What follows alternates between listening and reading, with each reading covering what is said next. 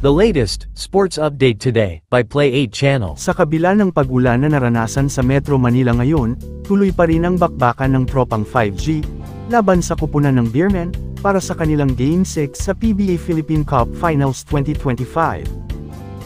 Sa kanilang laban sa Game 5, nanalo ang tropang 5G sa score na 86, at 78 naman para sa Beermen.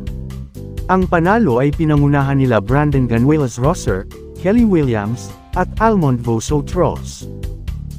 Ang effort ng bigman ng Beermen na si Junmar Fajardo, ay hindi sapat sa magandang opensa at depensa ng TNT, lalo na kay BGR, na nagtala ng 18 points, 5 rebounds, 3 steals, at 5 block shots. At ang Game 6 Finals sa PBA Philippine Cup 2025, ay mamaya na sa Philippine Sports Arena, sa oras 7:30 ng gabi. Lamang ang Beermen sa standing na 3-2, para sa Best of 7 series. Makuha na kaya ang kampyonado ng Beermen, o maitawid pa ng tropang 5G sa Game 7 ang kanilang bakbakan, at makamit ang kanilang Grand Slam.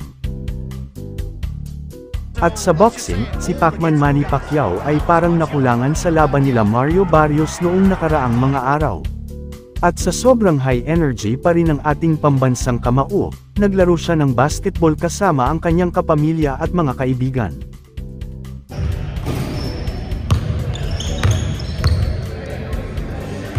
Samantala, ang veteranong si Shane Mosley ay hinamon din si 8th Division World Champion Manny Pacquiao sa isang rematch. Ang dami na ngayong nagka-interest kay Pacman. Mga boss, maraming salamat.